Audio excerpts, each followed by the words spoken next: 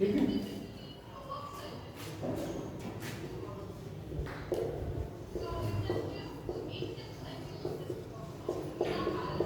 योजना आयोग ये चला था ना।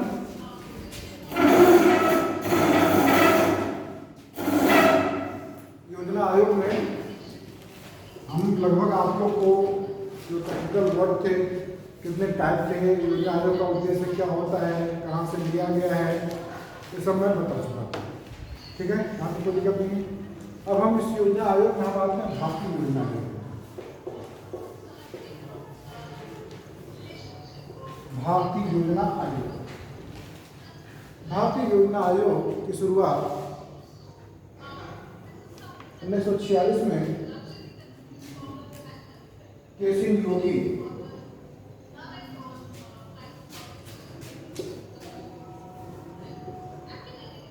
में केसी योगी की अध्यक्षता में एक समिति गठित की गई थी, जिसकी सिफारिश के आधार पर हम लिखा देंगे अभी, बस को सुन लीजिए, लिखा के हम लिखा देंगे। ठीक है, केसी योगी की अध्यक्षता में एक कमेटी पारित की गई और उन्होंने सुझाव दिया, सलाह दिया कि भारत को एक योजना आयोग गठित किया जाना चाहिए। लेकिन कैसा हो, उन्होंने ये भी कहा कि संविधान में जिसका कोई उल्लेख नहीं है, संविधान उत्तर है, ठीक है, जिसको गैर संविधान उत्तर कहा जाए। इसके अलावा केवल यह परामर्श दात्री संस्था होगी, सलाहकारी संस्था होगी, ठीक है ना, और किस संदर्भ में, आपके आर्थिक विकास, आर्थिक विकास में तीन चीजें होती हैं। क्या?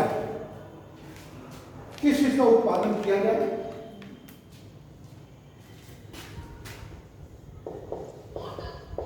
उत्पादन, ठीक है,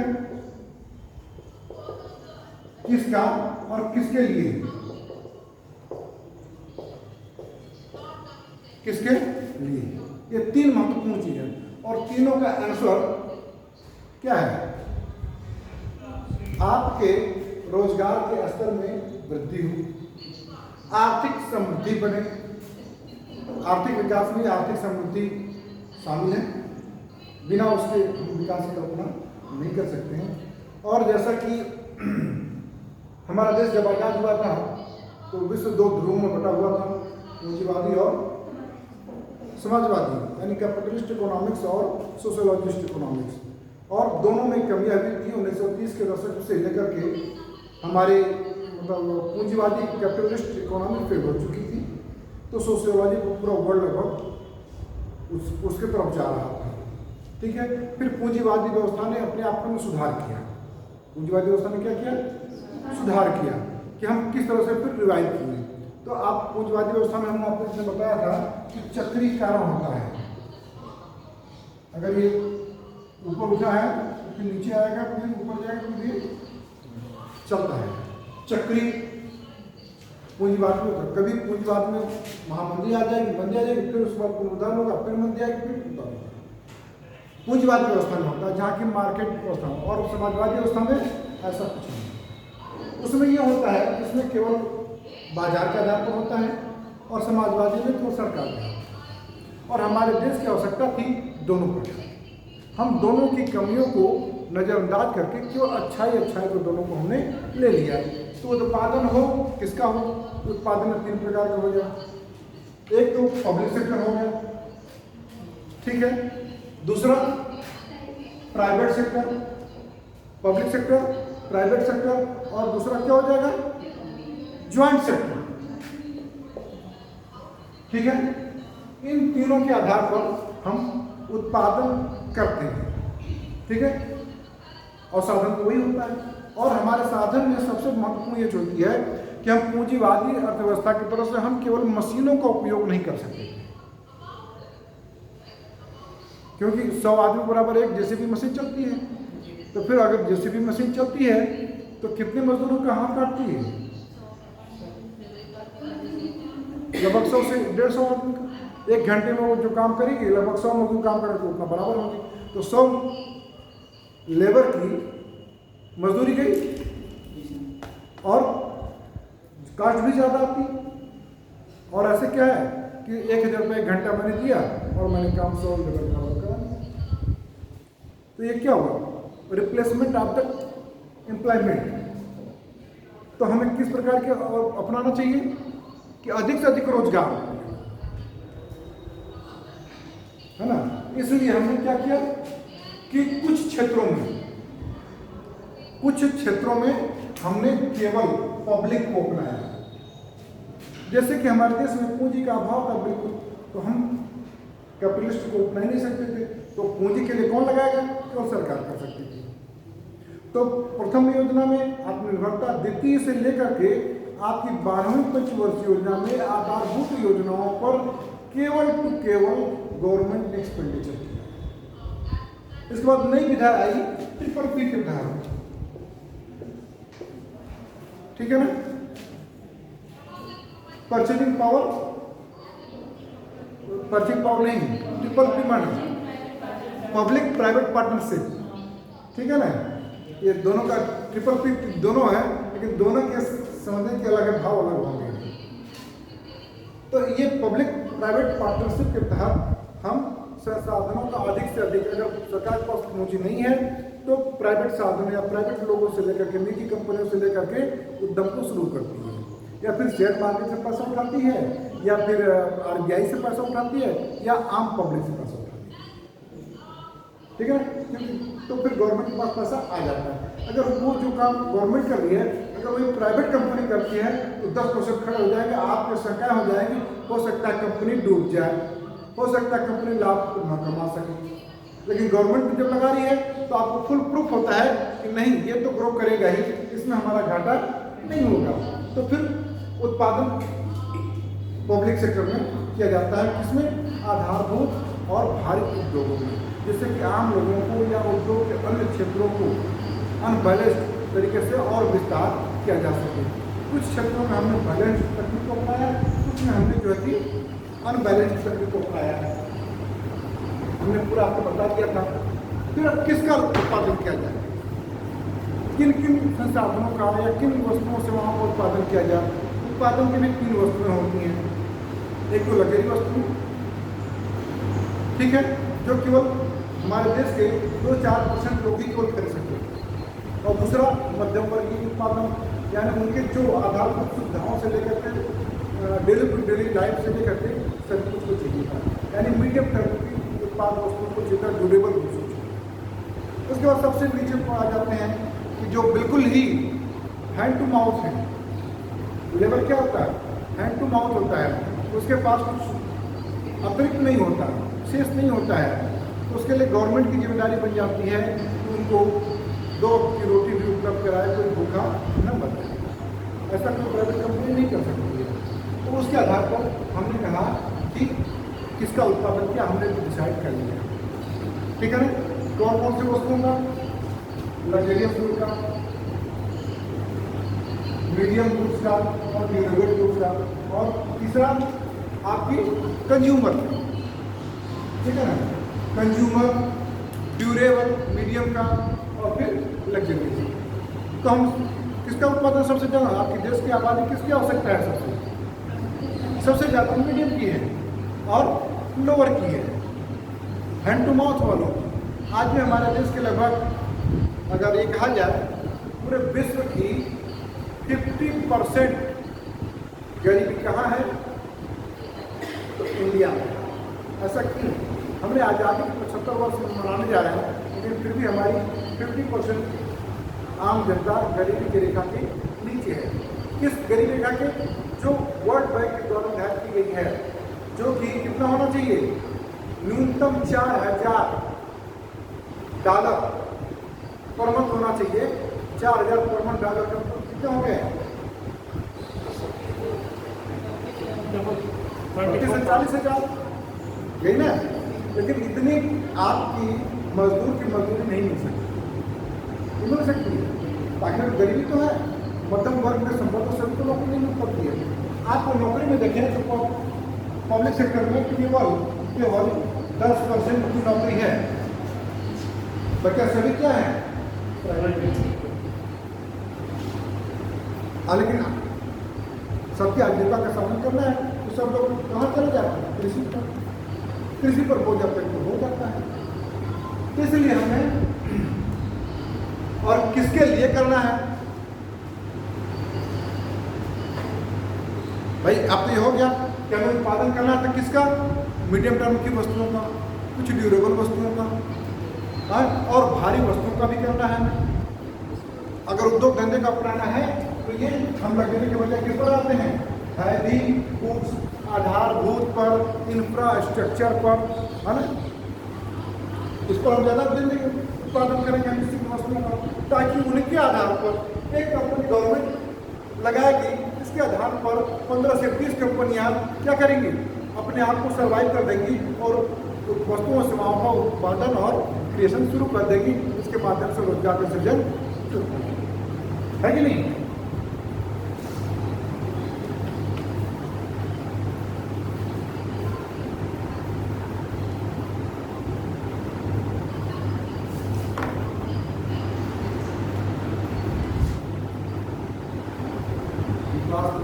हमारा भी नोट तैयार हो जा रहा है ना, इसके साथ हो जाएगी बात, हम देख लेंगे, हम भी तैयार कर लेंगे नोट, ठीक है ना। तो ये आम जनता के लिए हमारे पास अगर जनता को आबादी को बांटा जाए तो किस रूप में बांट सकते हैं, पॉपुलेशन को किसके रूप में बांटेंगे बताइए, क्या हो सकता है पॉपुलेशन।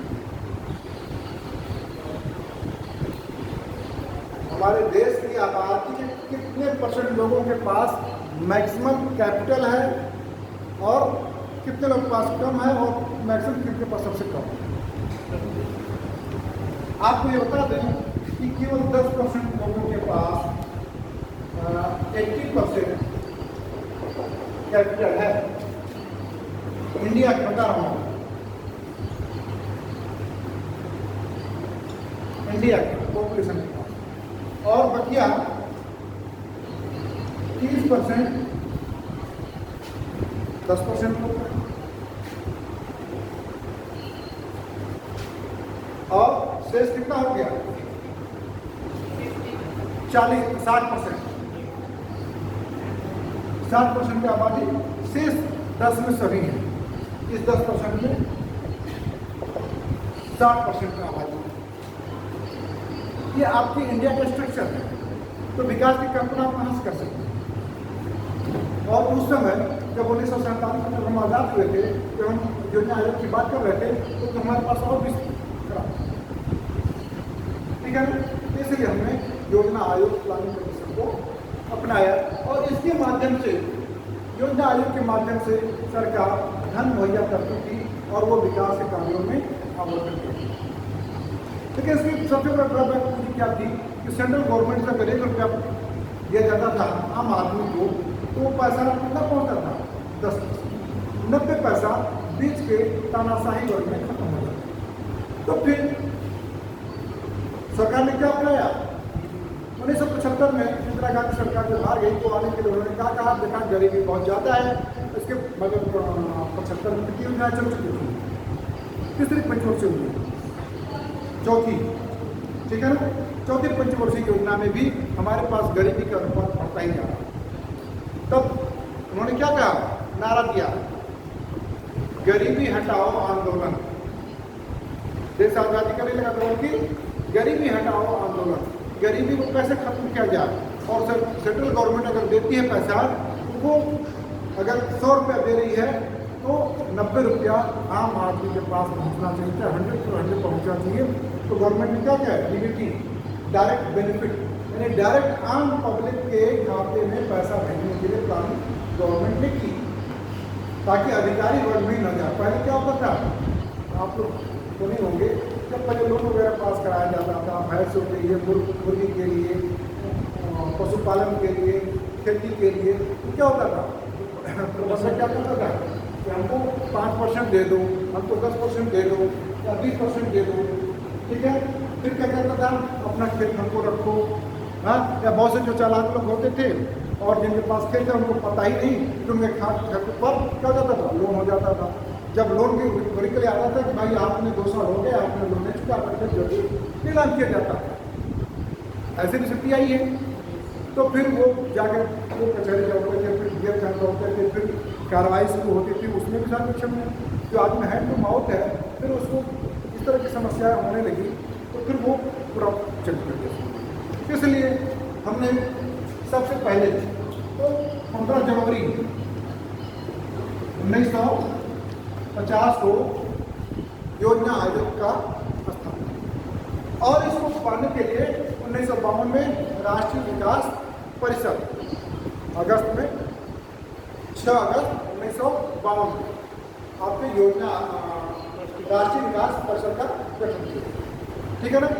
ये योजना आयोग एक समिति होती थी जिसमें जिसका प्रधान कौन होता था? प्रधानमंत्री होता था।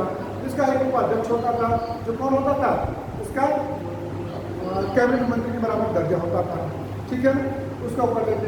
इसका एक सचिव होता था जो एनडीसी का भी सचिव वही हुआ करता था। तो गवर्नमेंट पैसा देती थी। फिर एनडीसी में इसमें कौन कौन होते थे? इसका भी अध्यक्ष कौन होता था? प्रधानमंत्री होते थे। इनका उपाध्यक्ष होता था। ठीक है, सचिव दोनों होता।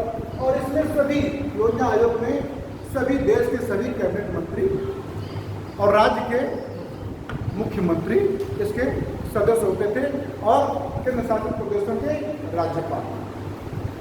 ठीक है ना। और वही सेम चीज एनडीसी में भी था। ठीक है ना। लेकिन हमने देखा 12 पंचवर्षीय योजनाएं चली गई और हमने पैसा भी लगा अकूत बहाया, लेकिन उसके बावजूद भी हमारी जो मूल समस्या थी उसको हमने दूर करने में नाकाम रहे। जब नाकाम रहे तब क्या हुआ? 1 जनवरी 2015 क्या हुआ? योजना आयोग को माननीय प्रधानमंत्री नरेंद्र मोदी जी ने उसको समाप्त कर दिया। उसके स्थान पर क्या लाया?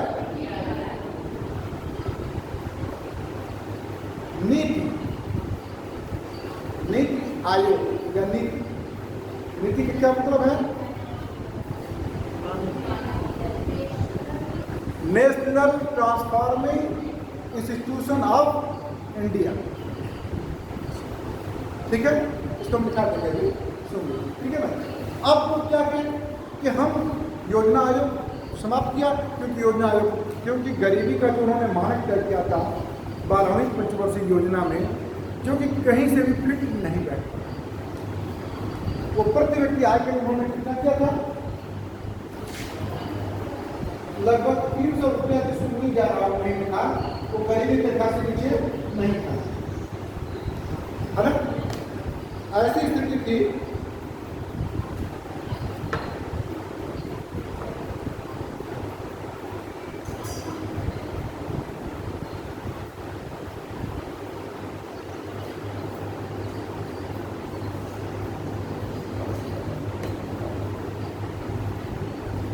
ठीक है, बात समझ में आ रही है आप लोगों को यहाँ तक?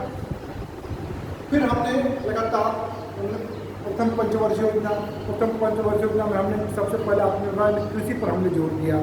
दूसरी पंचवर्षीय योजना में हमने भारी उद्योग और बिजली पर उत्पादन दिया। फिर तीसरी पंचवर्षीय योजना में हमने क्या दिया? दोनों को मिक्स रूप में दिया। और उसके बाद हमने क्या आगे 62 में भारत पाकिस्तान का युद्ध और भारत चीन का युद्ध, तो उसमें हमारी कृषि पंचवर्षीय योजना लड़खड़ा गई। ठीक है ना। और राजनीतिक अस्थिरता भी आ गई थी। तो फिर हमने क्या किया कि उस पीरियड में हमने अपने देश के विकास के लिए, वृद्धि के लिए हमने वार्षिक योजना यानी रोलिंग प्लान को अपनाया, और लगभग 6 हमने रोलिंग प्लान को अपना लिया। फिर उसके बाद हमने चौथी पंचवर्षीय योजना शुरू की। तब तक गवर्नमेंट बदल गई। फिर कांग्रेस आती है, तो फिर वो 5वीं पंचवर्षीय योजना शुरू करते हैं। इसमें गरीबी की प्राथमिकता को करने का प्रयास करते हैं, और डायरेक्ट योजनाएं शुरू कर दी जाती हैं, जो केवल सरकार के माध्यम से न जाए बल्कि डायरेक्ट उस व्यक्ति के खाते में जाए, बैंकिंग के लिए जोड़ दिया गया तो इसकी दूर हो सके। लेकिन वो सब करते हुए भी हम बहुत ज़्यादा विकास हमने सार्वजनिक इंफ्रास्ट्रक्चर को हमने बनाया। लेकिन हमने रोजगार कैसे नहीं कर पाए। जैसे कि हमारे उद्योग क्षेत्र में भी ज़्यादा से ज़्यादा वृद्धि हो जानी चाहिए, कृषि पर निर्भरता और भी कम हो जानी चाहिए, सेवा क्षेत्र का विस्तार हमें और होना चाहिए, लेकिन हम वो 75 सालों में भी नहीं कर पाए। तब जो है कि उन्होंने माननीय प्रधानमंत्री ने सोचा क्यों ना इसको ट्रैक चेंज कर दिया जाए। ये नीति रणनीति होती है अमेरिका की कि वहाँ पे नीति आयोग, वहाँ पे एक सलाहकार मंडल होता था प्रधानमंत्री के और राष्ट्रपति के अंदर में, वो थिंक टैंक के रूप में काम करता है। तो क्या करता है वो थिंक टैंक मतलब क्या है कि हर सेक्टर के लोग, हर विभाग के लोग या आम जनता की जो भी इंटेलेक्चुअल है वो उसमें शामिल हो जाता था और वो प्लानिंग बनाता था और फिर उसको जो कि गवर्नमेंट इम्प्लीमेंट करती थी आपकी देश की समस्याओं के अनुरूप।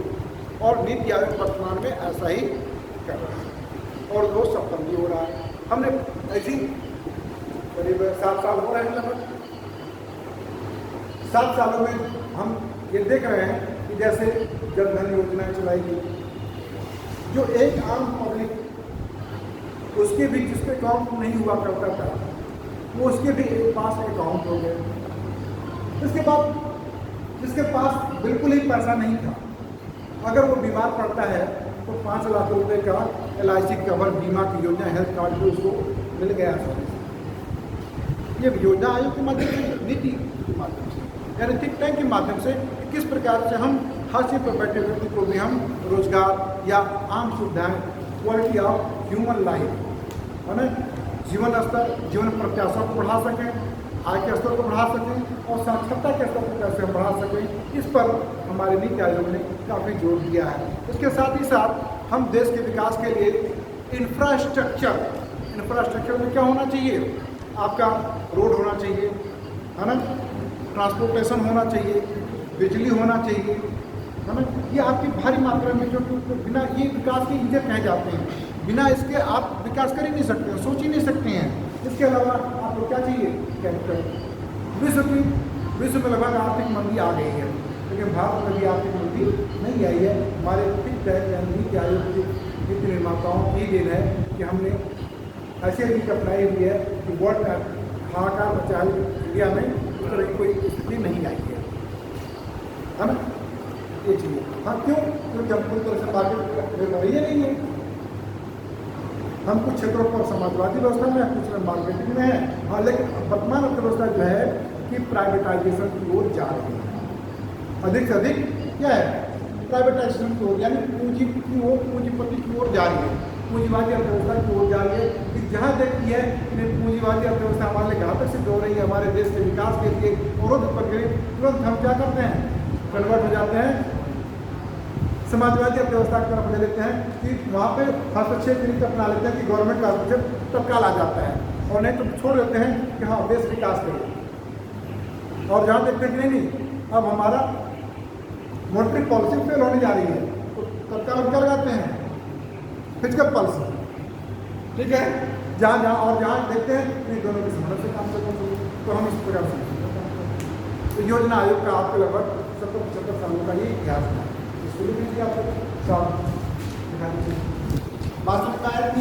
सर एक क्वेश्चन, सर जैसे ये गवर्नमेंट ज़्यादा मनी को प्रिंट करा के सबको डिस्ट्रीब्यूट करके और जो ये कंज्यूमेबल गुड्स है और वो ये लग्जरी गुड्स, हाँ लग्जरी गुड्स, ड्यूरेबल गुड्स और एक गिफ्ट वस्तु हमने आप लोगों को बताया, सब इन पर जैसे टैक्स बढ़ाते गवर्नमेंट, तो क्या गरीबी दूर नहीं की जा सकती? देखिए अभी हम जैसे आपने कहा हमारा भी एक ऐसे सेमिनार चल रहा था ना, हमारा भी ऑल इंडिया लेवल सेमिनार ही चल रहा था, तो मैंने भी इस क्वेश्चन को कहा कि सर गरीबी खत्म क्यों नहीं की जा सकती, व्हाट इज़ द रीज़न। बड़े बड़े मतलब अर्थशास्त्री थे, पूरे देश के थे, और जो नीति आयोग में काम कर रहे थे वो लोग भी थे।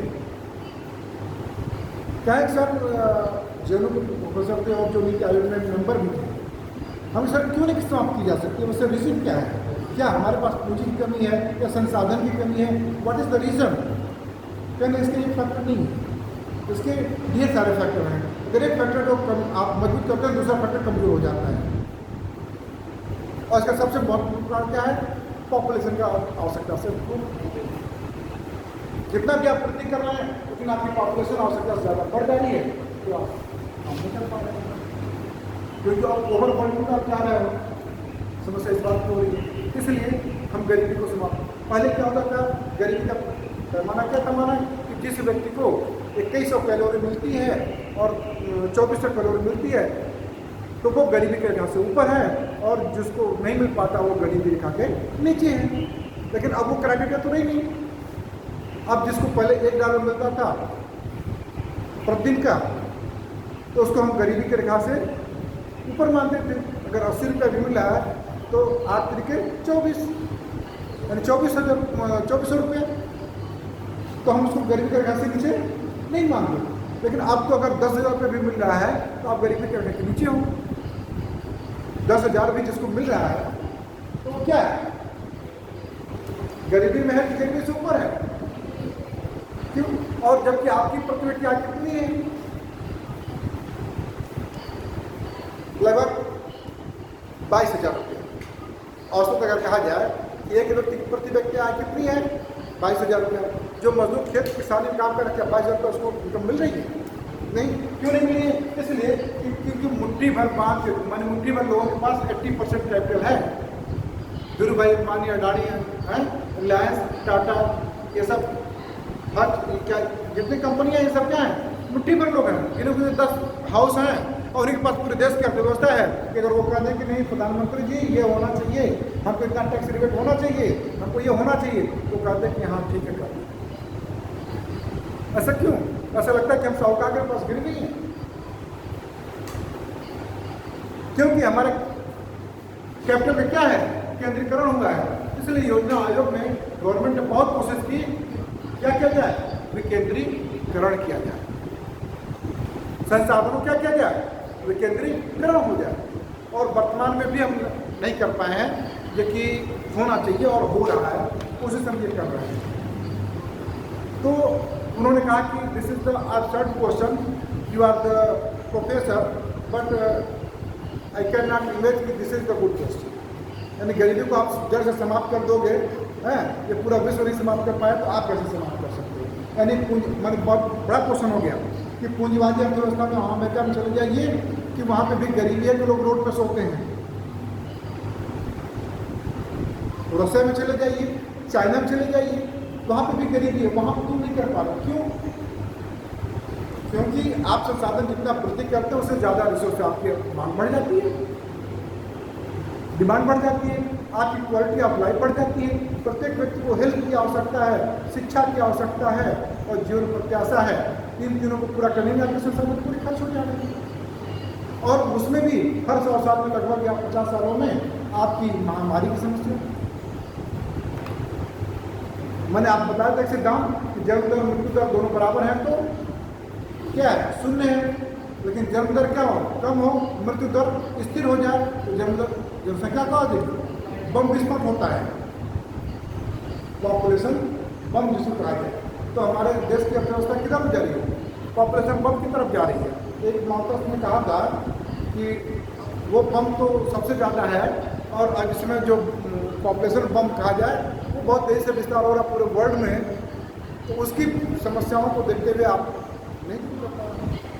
अगर ये कहा जाए कि जैसे चाइना ने क्या कहा कि एक दंपति एक बच्चा, अगर 2 बच्चा हो गया तो फिर आपको तो जेल जाना पड़ेगा, या तो फिर टैक्स इतना भरपाई चाहिए कि आप कर ही नहीं पाओगे और सरकार से आप परमिशन लोगे कि हम दूसरा बच्चा करना चाह रहे हैं। लेकिन इंडिया में क्या है, ये तो अल्लाह का करम है और ये क्या करते हैं, जितने हाँ उतने काम। ये सोच से ही हम पिछड़े रहते हैं, गरीबी। तो अब सरकार से क्या करिए, इस पर भी प्रयास करके मल्टी फंक्शनल काम कर रही है। जैसे अब आशा बहुओं को नियुक्त कर दिया गया गाँव में शिक्षा का अभाव की वजह से, और मैक्सिमम महिलाएं क्या होती हैं, प्रेग्नेंट होती हैं, 8-10 तक पढ़ी होती हैं, लेकिन उनको और भी मेडिकल की जानकारी, स्वास्थ्य की जानकारी और सबकी जानकारी नहीं होती है। आज भी अगर गाँव में देख लें तो 10 में अगर बच्ची गई तो उनकी चिंता हो जाती है, बिटिया की शादी कर देनी चाहिए, नहीं तो हमारी जब चली जाएगी, या कहीं कुछ हो गया तो हम कहीं मुँह दिखाने लायक नहीं होंगे।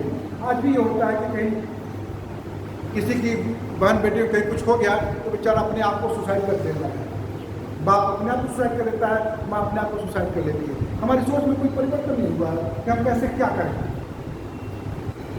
तो इसलिए हमको अपने सोच में, अपने ज्ञान में अपने साक्षरता में, पढ़ाई में अगर हम करें तो हमारी सोच भी बढ़ेगी, हम प्रोडक्टिव की तरफ बढ़ेंगे तो हमारे देश का विकास होगा। क्लियर हुआ? योजना आयोग का जो फंक्शन काम था, तो इसको लिख लें।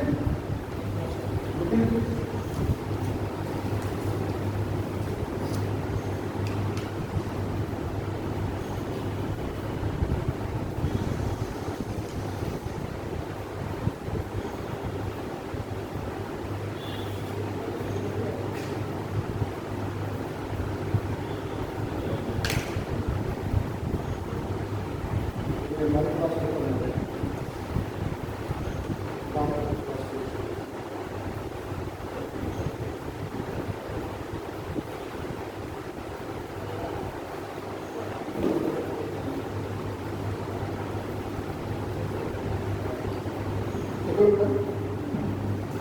किसी नियोग की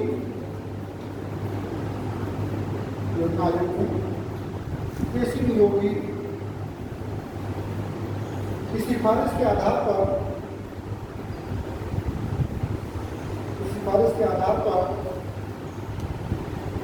केंद्रीय मंत्रिमंडल द्वारा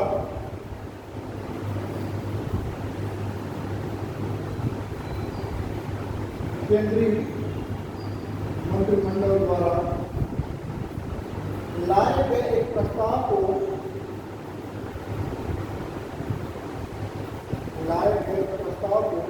पारित करके 15 मार्च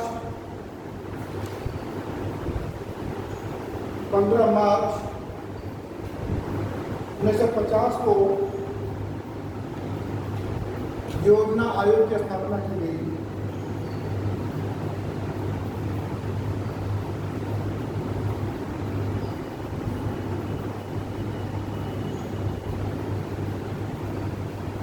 योजना आयोग एक संवैधानिक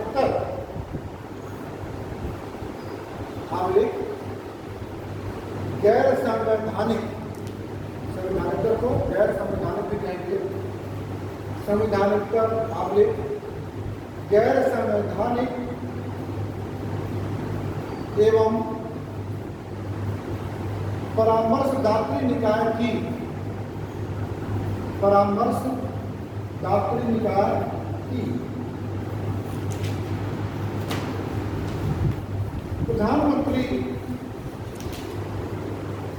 प्रधानमंत्री योजना आयोग के पदेन अध्यक्ष होते थे। प्रधानमंत्री योजना आयोग के पदेन अध्यक्ष होते थे। इसके उपाध्यक्ष को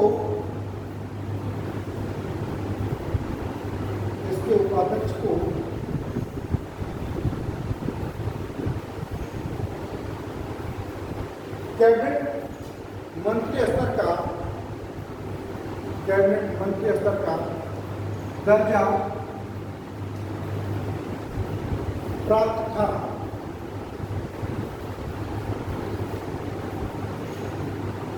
योजना आयोग के प्रथम उपाध्यक्ष गुलजारी लाल नंदा थे।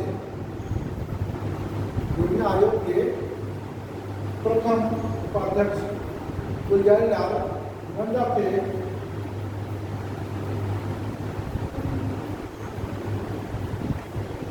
लेकिन 70 सालों में भी देश के आर्थिक विकास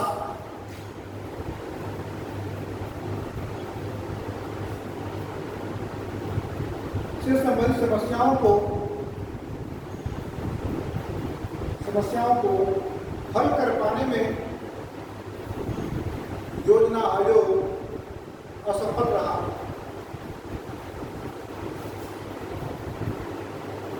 जिसके परिणाम स्वरूप माननीय प्रधानमंत्री नरेंद्र मोदी ने योजना आयोग को समाप्त कर इसके स्थान पर 1 जनवरी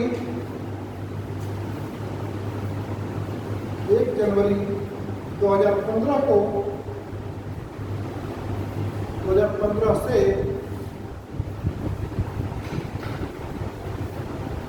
नीति आयोग ने जगह ले ली। योजना आयोग के स्थान पर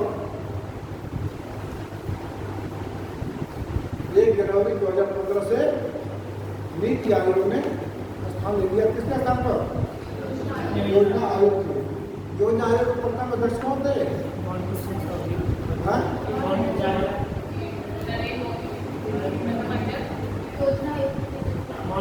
क्वेश्चन पूछेंगे क्या, उत्तर देंगे क्या?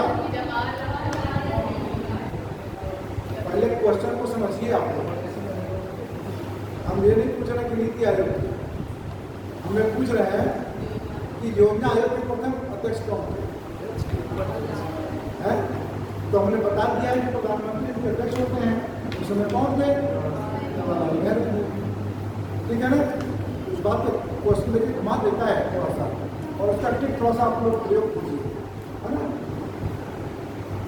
उसके बाद अभी आएगा कि कब कौन सी योजनाएं चाहिए। पहले तो क्वेश्चन पूछा जाता था, लेकिन अब संभवतः क्वेश्चन योजना आयोग पर आना बंद हो गया। फिर भी कुछ छोटे छोटे एग्जामों में आता है, बहुत आता है। ये प्रथम योजना कब लागू की गई थी, किस मॉडल पर आधारित था, किस सन में था, ठीक है ना? उसका उद्देश्य क्या था, योजना आयोग को क्या है ना? ये सब चीज़ें अभी भी बहुत से क्वेश्चन होते हैं, और आपके IAS में भी कोचिंग किए जाते हैं कभी, और टीचर्स और उसके अन्य एग्जामिनर एग्जामिनेशन में तो उसका भी क्वेश्चन पूछेंगे। आगे चलिए।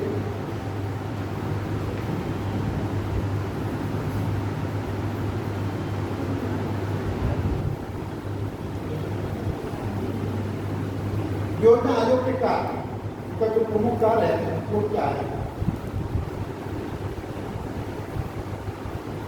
और जितने प्रधानमंत्री हैं ये सभी आपके क्या है? योजना आयोगों के अध्यक्ष हैं। ठीक है, देख लीजिए योजना आयोग के कार्य अथवा उद्देश्य।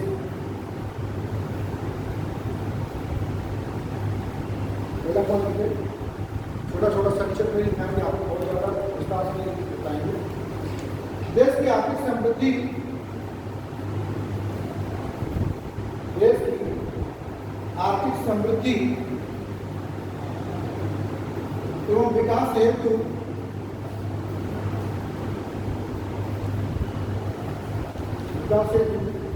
योजना निर्माण करना। दूसरा पॉइंट,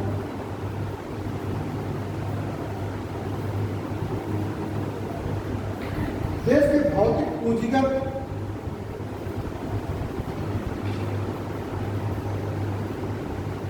के भौतिक पूंजीगत तथा मानव संसाधनों का मूल्यांकन करना। मानव संसाधनों का मूल्यांकन करना।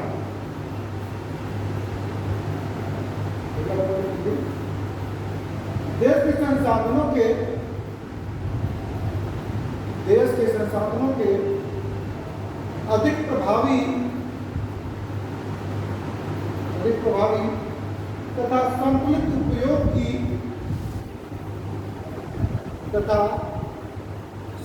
उपयोग की योजना बनाना।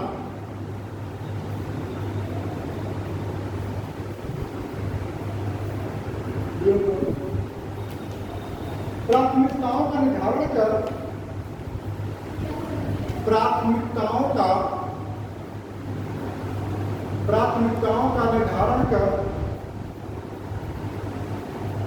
संसाधनों का आवंटन करना।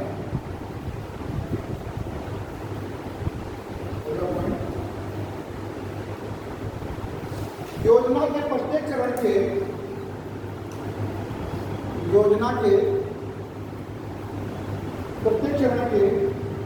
सभी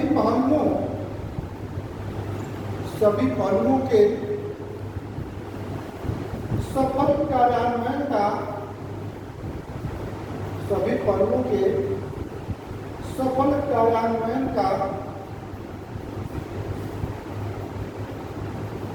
सभी कार्यान्वयन को कर लीजिए, सभी कार्यान्वयन को सुनिश्चित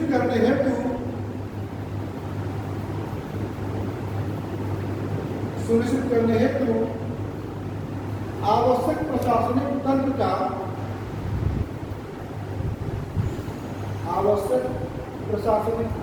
का निर्माण करना।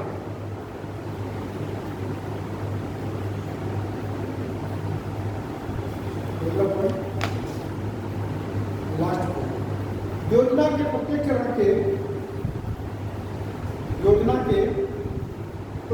के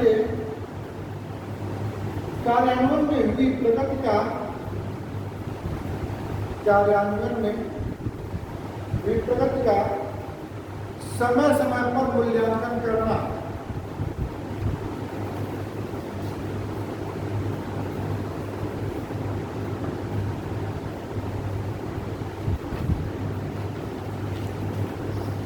ठीक है,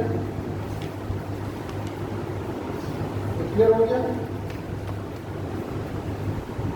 योजना आयोग भारत का क्या है? कोई टॉपिक इसमें समझ में ना आ रहा हो, कोई पॉइंट तो पूछ लीजिए। सर नीति का फुल फॉर्म क्या होता है? नीति का फुल फॉर्म क्या होता है? National transforming institute of India.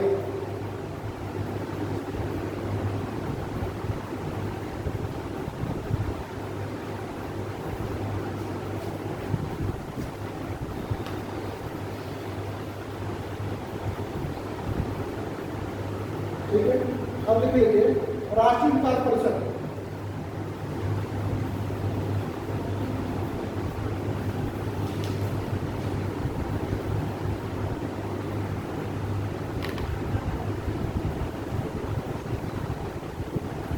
राष्ट्रीय विकास परिषद की स्थापना राष्ट्रीय विकास परिषद नेशनल डेवलपमेंट काउंसिल भारतीय विकास परिषद।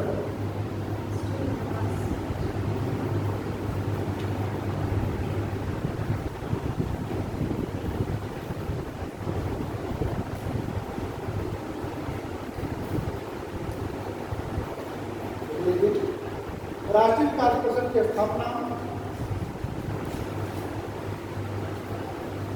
कितने अगस्त को हुई थी? ख्याल है किसी को? 6 अगस्त को, 6 अगस्त 1952 में की गई।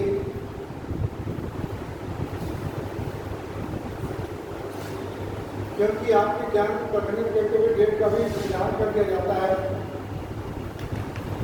भारतीय अर्थव्यवस्था के विकास, भारतीय अर्थव्यवस्था के विकास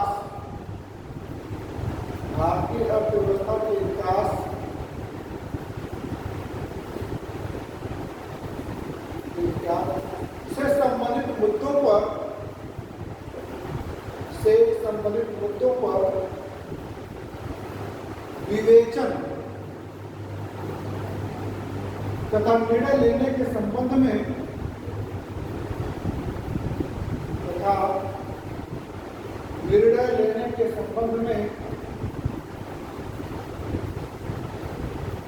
राष्ट्रीय विकास परिषद का गठन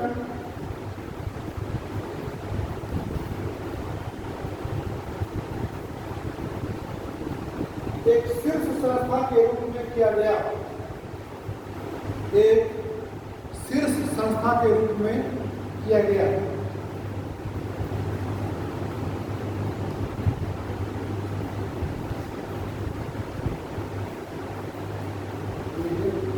राष्ट्रीय विकास परिषद एक संविधानिक निकाय है। राष्ट्रीय विकास परिषद एक संविधानिक निकाय है जिसका अध्यक्ष प्रधानमंत्री होता है। बहुत देश तो नहीं कहना, इसका अध्यक्ष प्रधानमंत्री होता है। केंद्रीय मंत्रिपरिषद के सभी सदस्य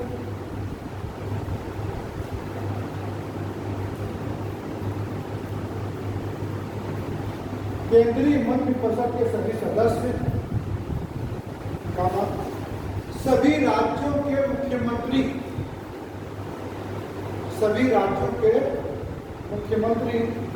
का केंद्र शासित प्रदेशों के प्रशासक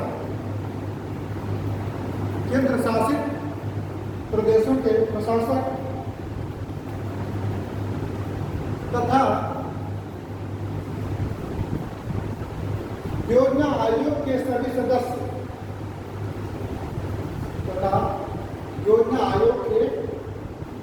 सदस्य इसके पदेन सदस्य होते हैं।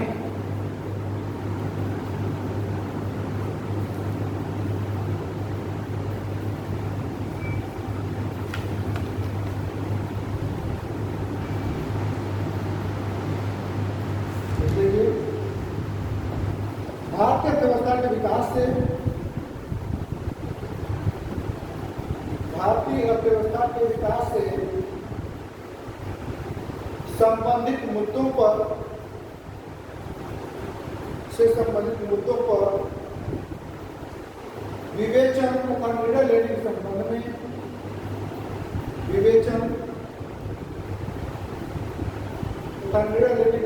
में राष्ट्रीय विकास परिषद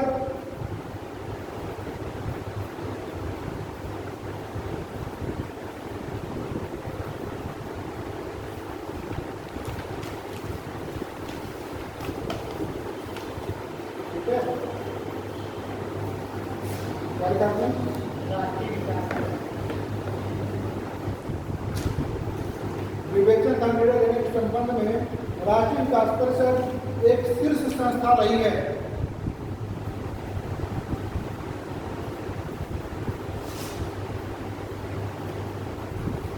अब तक 57 बैठकें हो चुकी हैं।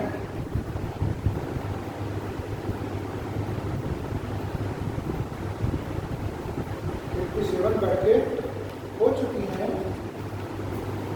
57वीं बैठक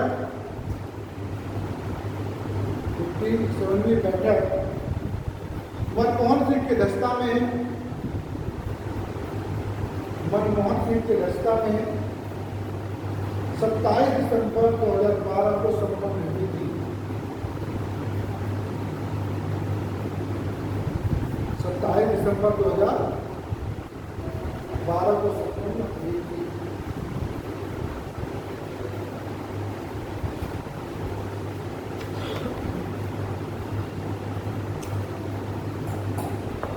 यहाँ तक बातें समझ में आई आपको? राष्ट्रीय विकास परिषद में कौन कौन सदस्य होते हैं? फिर पूछा जाता है केंद्र शासित प्रदेश के सबसे पहले कौन होगा? सभी मुख्यमंत्री, प्रदेश के सभी मुख्यमंत्री।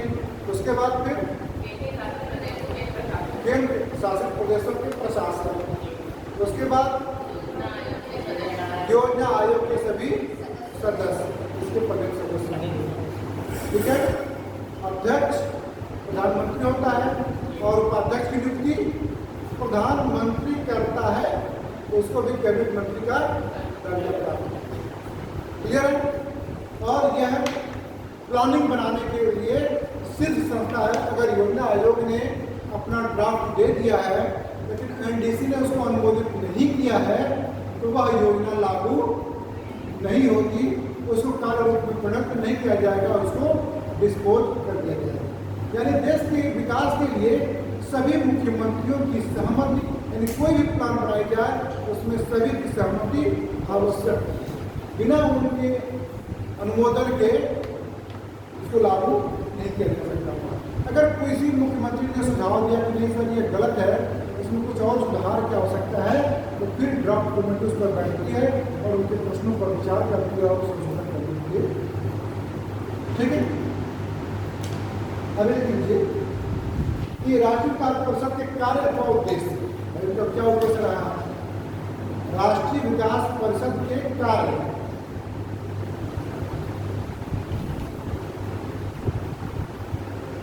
अगर कोई उद्देश्य पूछेगा तो उद्देश्य में भी काम आ जाएगा, ठीक है ना? कार्य आपने उद्देश्य करेंगे, पहला पॉइंट। क्योंकि जो क्वेश्चन आपके आते हैं तो 3 क्वेश्चन बिल्कुल आपके कार्य पे दे दिए जाएंगे। चौथा कार्य जो होगा उससे मिलता ही जुलता होगा, लेकिन आपको भ्रम करेगा और वही आपको माफ कर देगा।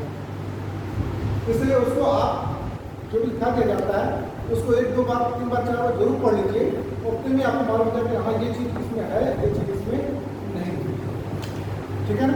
तो पहला पॉइंट, राष्ट्रीय स्तर पर योजनाओं के, राष्ट्रीय स्तर पर योजनाओं के निर्माण, योजनाओं के निर्माण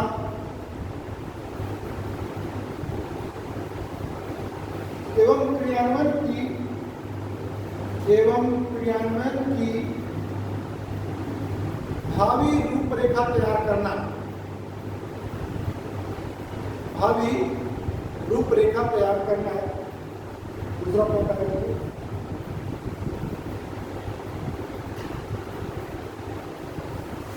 योजनाओं के लिए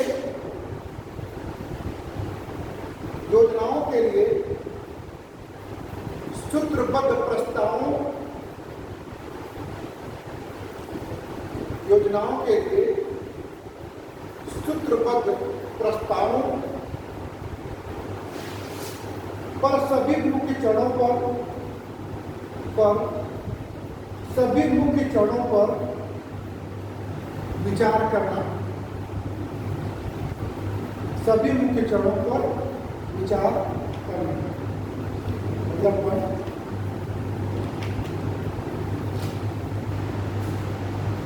योजना के लक्ष्यों को प्राप्त करने का प्रयास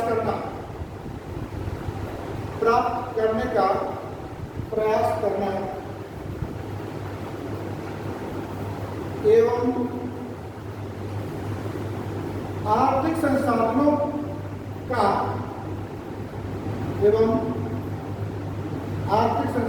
का लक्ष्यों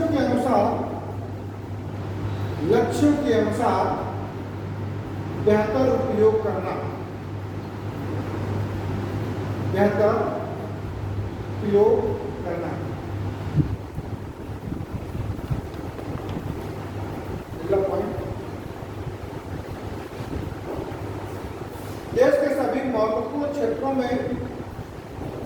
देश के सभी महत्वपूर्ण क्षेत्रों में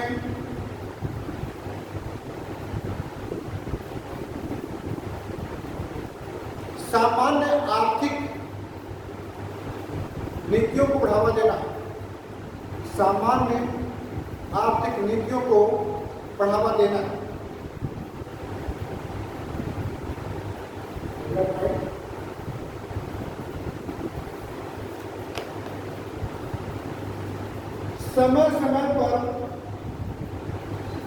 समय समय पर योजनाओं के कार्यान्वयन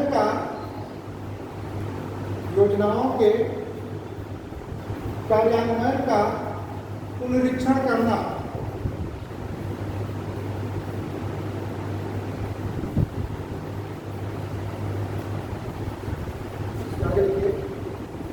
राष्ट्रीय विकास को प्रभावित करने वाले,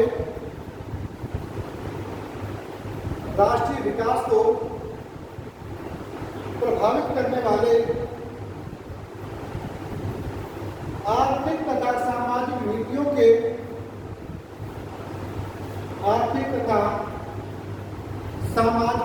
के मुख्य विषयों पर विचार करना,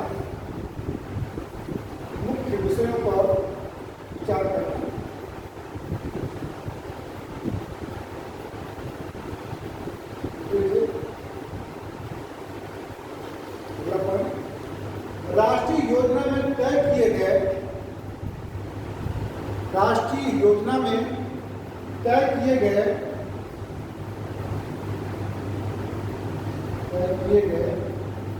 लक्ष्यों को पूरा करने के लिए उपायों का सुझाव देना।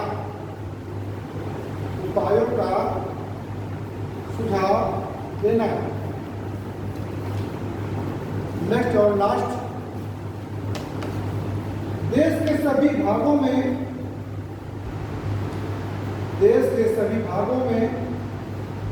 संतुलित और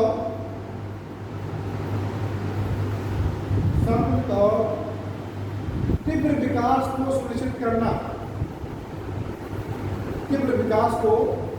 सुनिश्चित करना। इसमें से पढ़ लीजिए, अगर कोई समझ में बात न आई हो उसको डिफाइन कर दिया जाए।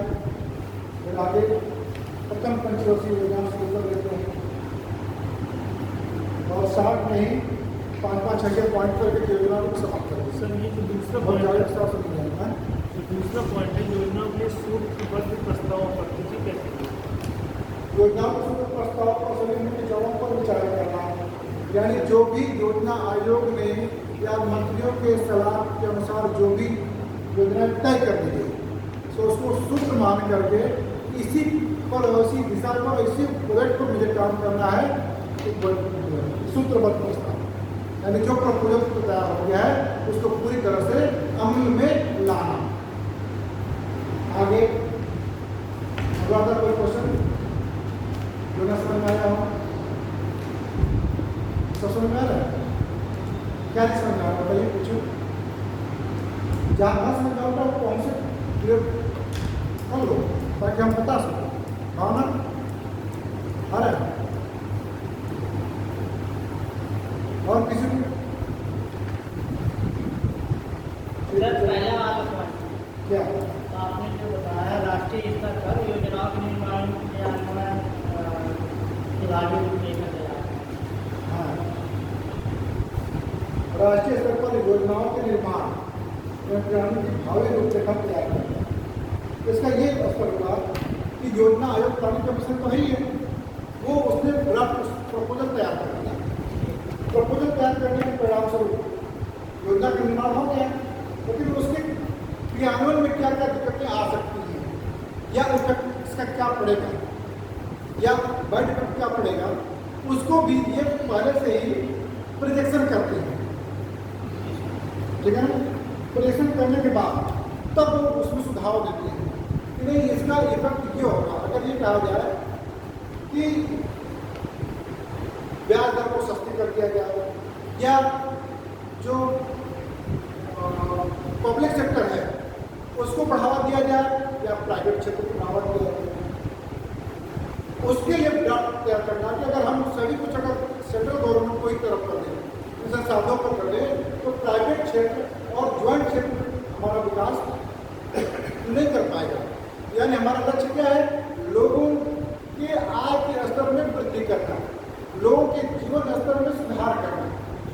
हमारे विकास का प्रमुख स्तर के लक्ष्य क्या होता है? ह्यूमन, मानव, आम नागरिक। ऐसा तो नहीं कि कुछ लोग ही केवल लुटी भर के लोग तो धनी बने रहे, बच्चा सब लोग गरीब बने रहे, नहीं। समावेशी विकास हमारी मूल मतलब कहा जाए कि नौवीं दशम में आई है समावेशी विकास का। समावेशी विकास की अवधारणा से ही लेकर के वर्तमान गवर्नमेंट सबका साथ, सबका विकास, सबका विश्वास, ये उन्होंने नारा लगाते हैं। समावेशी विकास का मतलब ये है कि जो मजदूर व्यक्ति है, जो नाले में सफाई काम करता हो, जो मूर्चित काम करता हो, जो आदिवासी लकड़ी में लकड़ी बीनता हो, उसके पास कोई खेती नहीं है, जो पत्ता बड़ी काम करता है, जो गुड़ी बनाता है, उसके भी विकास का स्तर ऊंचा हो गया। उसके विषय में उसको भी छत नसीब हो सके, उसको भी मेडिकल की सुविधाएं नसीब हो सके और उसका बच्चा भी आपके अच्छे स्कूल में पढ़ सके, ड्रॉप आउट न कर सके। यहाँ पे जनसंख्या को बढ़ाने का लक्ष्य होता है कि हाथ हटाना, हाथ मजबूत करना है, पढ़ाना, शिक्षा देना, स्वास्थ्य देना उसका लक्ष्य नहीं होता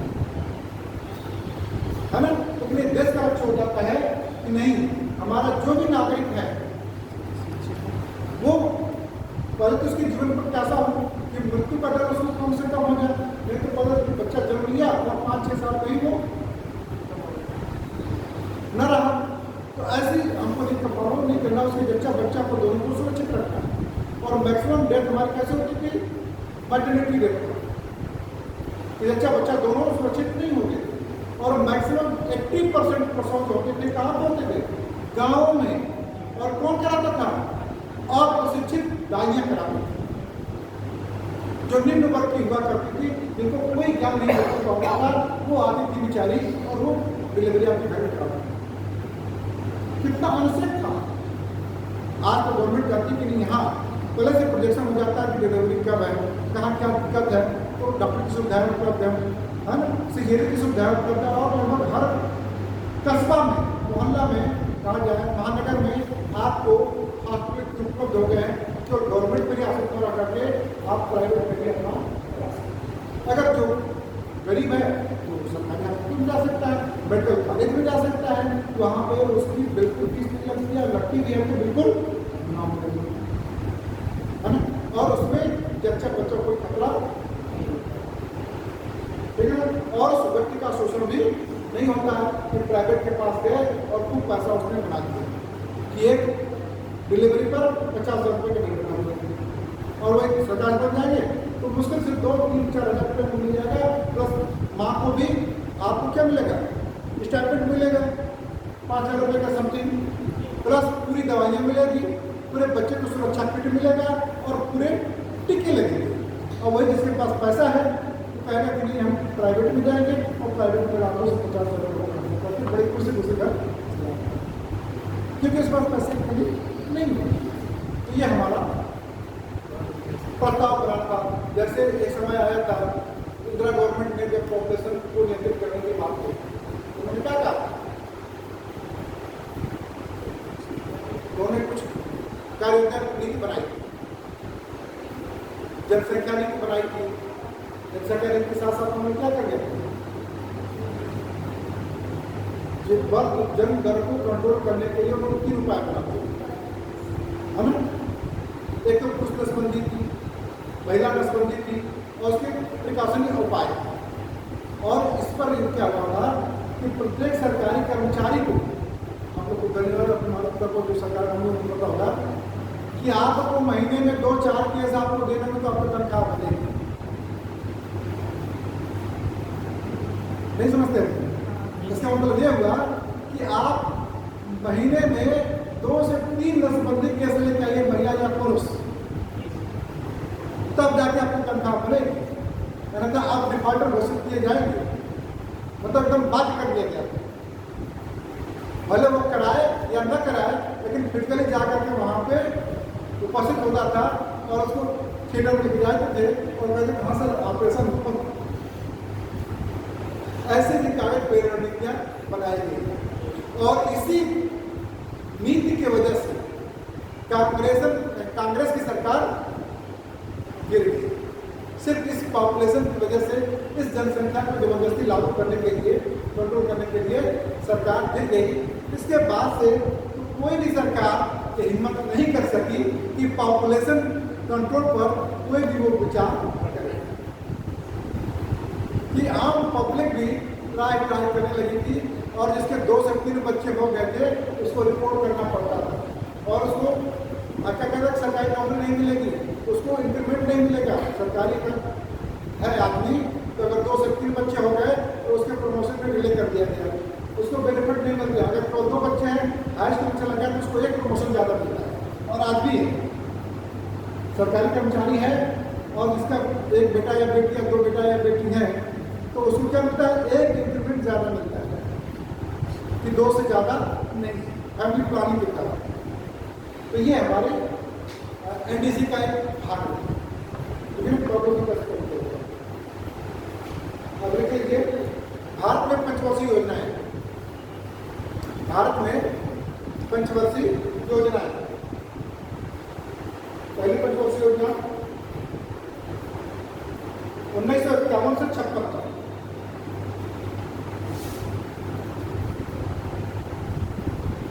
भारत में पंचवर्षीय योजना में, लेकिन ये पहला प्रथम पंचवर्षीय योजना 1951 से 1956 तक। पहले इसमें पॉइंट वाइज लिखिए, पॉइंट वाइज में लिखवाऊंगा। पहला पॉइंट लिख लीजिए। प्रथम पंचवर्षीय योजना एराडोमर समृद्धि मॉडल पर आधारित थी। प्रथम पंचवर्षीय योजना एराडोमर समृद्धि मॉडल पर आधारित थी।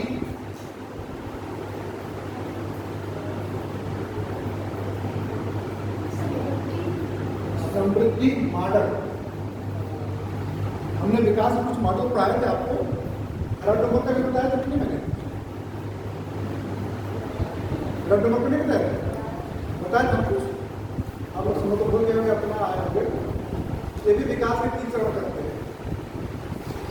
थोड़ा सा ये G बराबर GW बराबर GM, ये ग्रोथ रेट उनका था। ठीक है, इसके हिसाब से ये ग्रोथ रेट का था। ये और ये, ठीक है ना? इसको और विस्तार से आगे बता देंगे आप लोग को। ठीक है ना?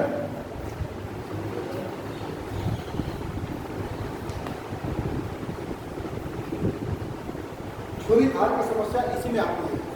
अगर कहा जाए छुरी धार विकास की समस्या किसमें आती है, तो एराडोमर में होती है कि अगर अपने पथ से विचलित होती है तो वहां मंदी क्या आ जाएगी, समस्याएं होंगी। ठीक है, देखिए आगे।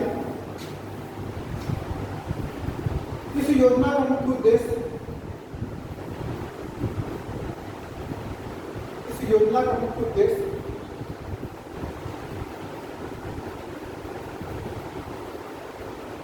अर्थव्यवस्था के संतुलित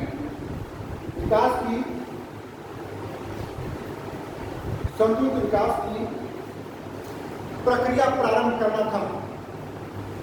प्रक्रिया प्रारंभ करना था।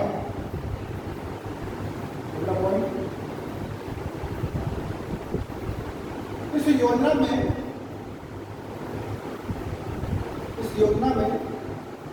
कृषि को उच्च प्राथमिकता दी गई। इस योजना में कृषि को उच्च प्राथमिकता दी गई।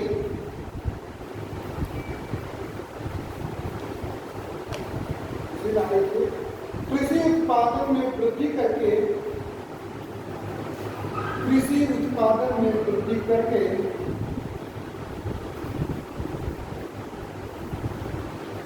खाद्य संकट का समाधान, खाद्य संकट का समाधान करने का प्रयास किया गया, करने का प्रयास किया गया।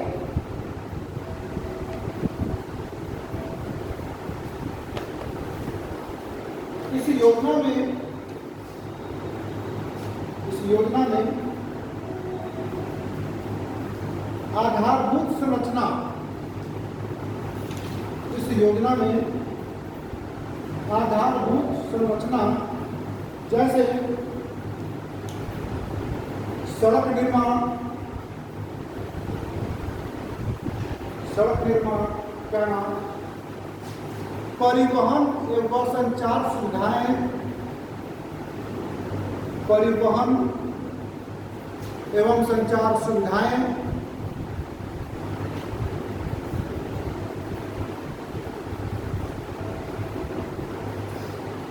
सिंचाई, जल विद्युत के विकास पर बल दिया गया।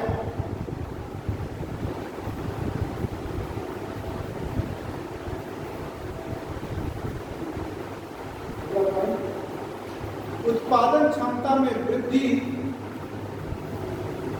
उत्पादन क्षमता में वृद्धि और आर्थिक विषमता को दूर करना,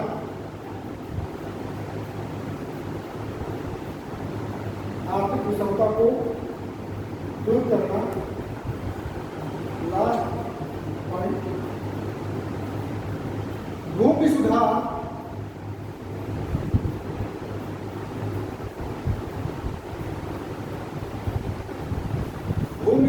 तथा सामुदायिक विकास कार्यक्रमों के माध्यम से सामुदायिक विकास कार्यक्रमों के माध्यम से कृषि क्षेत्र का विकास करना।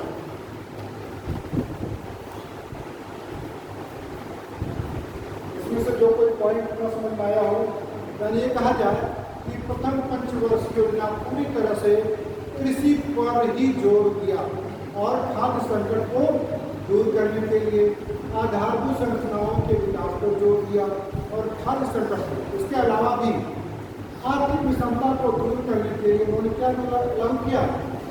सामुदायिक विकास कार्यक्रम योजना। पहली योजना में सामुदायिक विकास कार्यक्रम चलाई गई थी 1952 में, उसको भी मैंने कोट कर दिया आपको, ठीक है ना। कभी कभी क्वेश्चन में पूछा है कि सामुदायिक विकास कार्यक्रम का शुरुआत की गई, प्रथम योजना, द्वितीय योजना, तृतीय योजना, चौथी योजना, ये आपको ध्यान रखना चाहिए। प्रथम पंचवर्षीय योजना में चालू की गई 1952, ठीक है। और किसी कोई दिक्कत?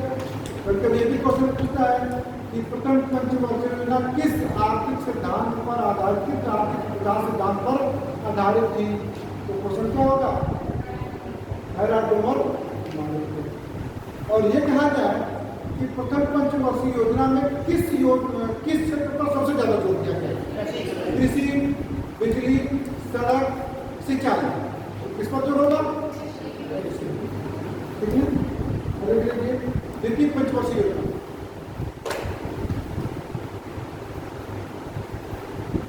1956 से 1961 तक, द्वितीय पंचवर्षीय योजना 1956 से 1961 तक।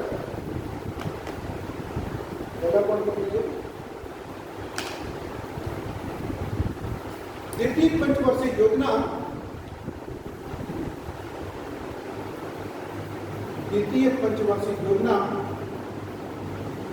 पीसी महालनोबिस मॉडल पर आधारित थी। पीसी महालनोबिस मॉडल पर आधारित थी। दूसरा पॉइंट, इसका मुख्य उद्देश्य समाजवादी समाज की स्थापना करना था। इसका प्रमुख उद्देश्य समाजवादी समाज की स्थापना करना था।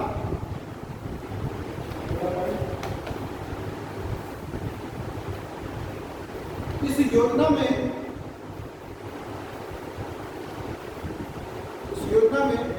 भारी उद्योगों के विकास को प्राथमिकता दी गई। इसमें राउरकेला, भिलाई, दुर्गापुर, ठीक है ना, नौ उत्पाद केंद्र स्थापित किए गए। इसमें ऊर्जा एवं परिवहन के क्षेत्र में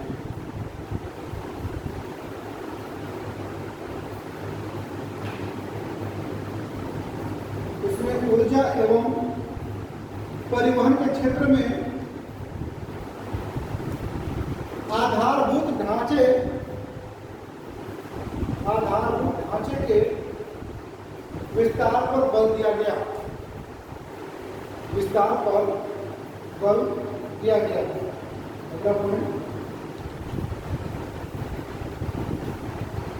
रोजगार के अवसरों में वृद्धि करना।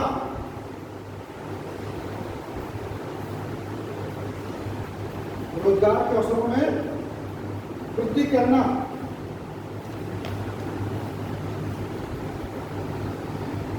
अगला पॉइंट लीजिए, इस योजना के दौरान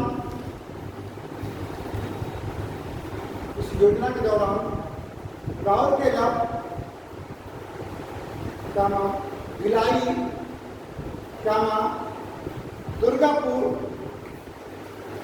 दुर्गापुर में लौह इस्पात संयंत्र स्थापित किए गए।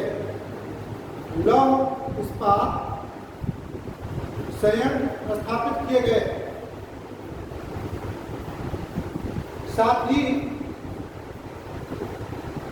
Chittaranjan locomotives,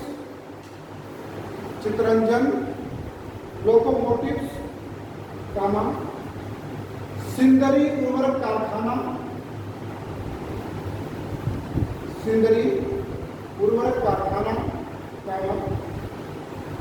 integral coach factory,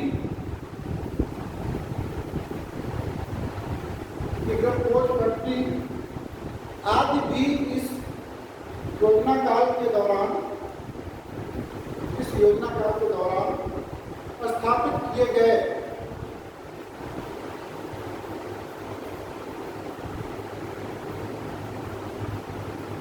ठीक है, आगे देखिए। तृतीय पंचवर्षीय योजना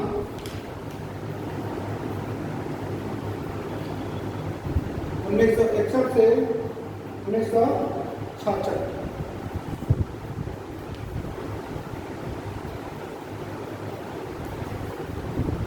यह योजना जे सैंडी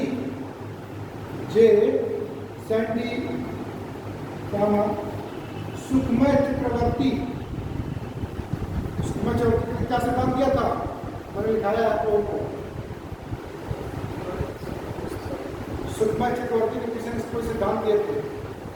क्या दिए थे? भावना नहीं याद है? फुट प्लानिंग करके दिया था। चलो, एवं महानोबिस मॉडल से यह योजना जे सैंडी, सुखमय चक्रवर्ती एवं महानोबिस मॉडल से प्रभावित थी। यानी एक साथ उद्योग पर भी ध्यान दिया गया, भोजन पर भी ध्यान दिया गया और समृद्धि पर भी।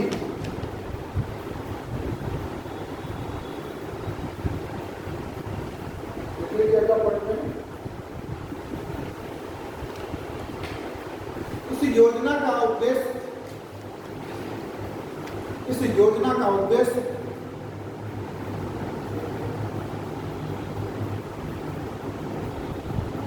अर्थव्यवस्था को आत्मनिर्भर बनाना,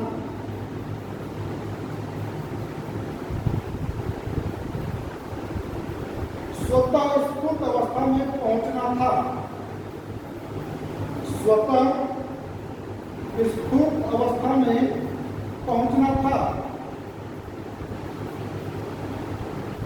जिसके निम्न लक्ष्य निर्धारित किए गए। राष्ट्रों के आर्थिक विकास के चरण क्या होगा आप लोग? तो उसमें आया था आत्मस्फूर्ति का चरण। वो कौन सा चरण था?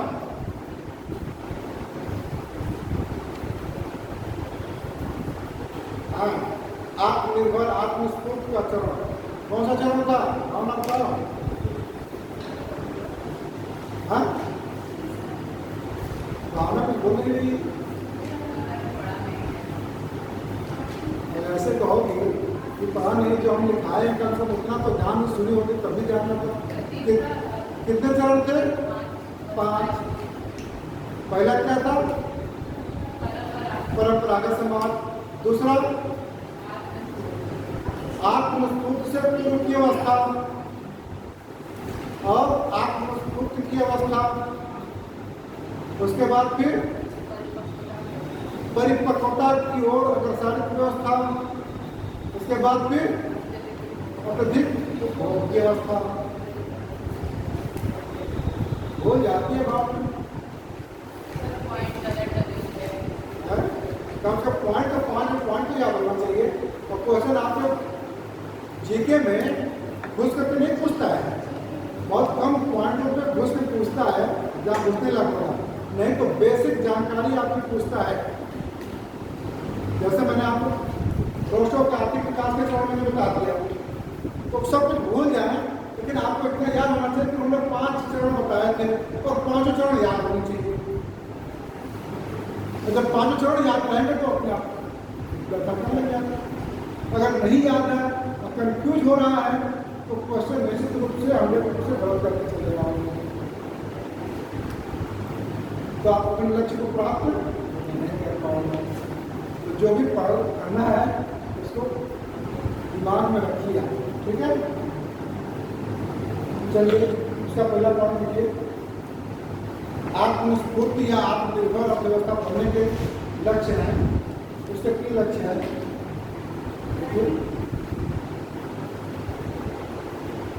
आत्मनिर्भर अर्थव्यवस्था बनाने के लिए उसके 3 लक्ष्य हैं। पहला लक्ष्य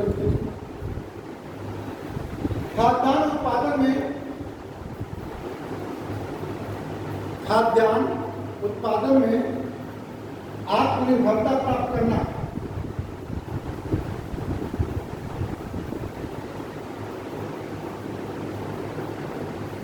उद्योग एवं निर्यात की आवश्यकताओं को पूरा करने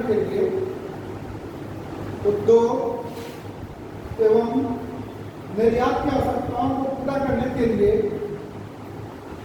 कृषि उत्पादन बढ़ाना, ठीक है। खाद्यान्न उत्पादन में आत्मनिर्भरता प्राप्त करना,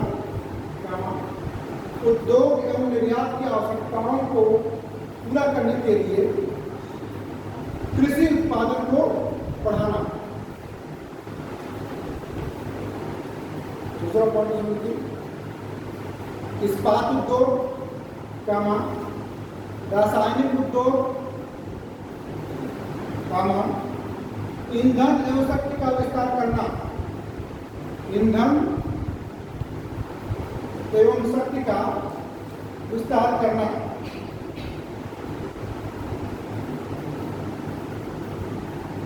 दूसरा पॉइंट, अवसर की समानता को बढ़ावा देना तथा आर्थिक समानता पर बल देना। आर्थिक समानता पर बल देना।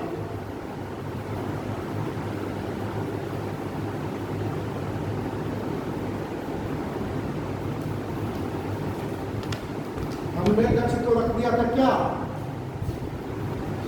आत्मनिर्भर बनने का भी, उद्योग पर भी और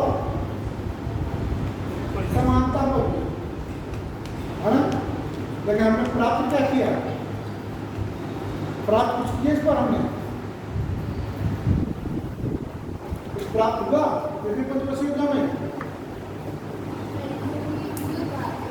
हाँ, युद्ध आ गया तो हम क्या किए, हमारी सभी योजनाएं फेल हो गई।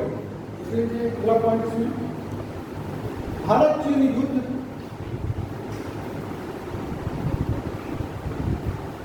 आत्मनिर्भर को छोड़ करके अगला पॉइंट, भारत चीन युद्ध 1962, भारत पाक युद्ध 1964 और 1965-66 के दौरान भीषण सूखा पड़ जाने से तीसरी योजना पूरी तरह से असफल रही। क्या रही योजना ये, क्यों रही असफल? युद्ध और आकार, 2 देशों से हमारे युद्ध हुए, भारत और चीन, भारत और पाक और सूखा, ठीक है। इसके साथ ही साथ 1964 में देख लीजिए अगला पॉइंट, 1964 में रूस के सहयोग से बोकारो बोकारो कहाँ पड़ता है? बिहार में, झारखंड में, मध्य प्रदेश, झारखंड। चलिए आगे चलिए। 1964 में सोवियत संघ यानी रूस के सहयोग से बोकारो पोस्ट में झारखंड, बोकारो पोस्ट में झारखंड में Bokaro iron and steel, Bokaro iron and steel industry की स्थापना की गई।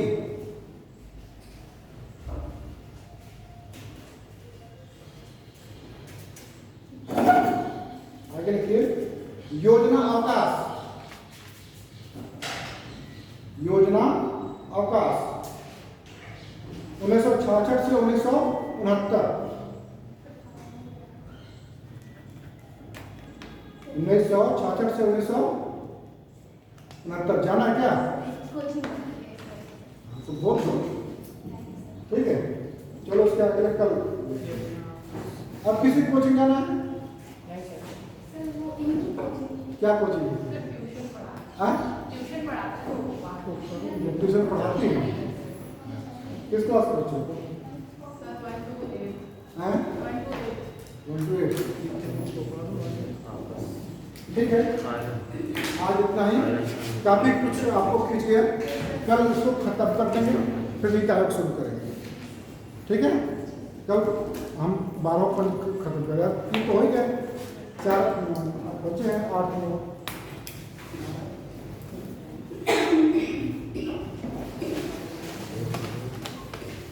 तेरे कितनी है? तीन नहीं है।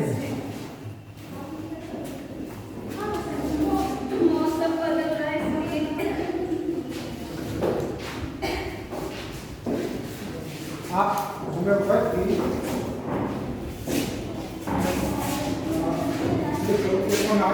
और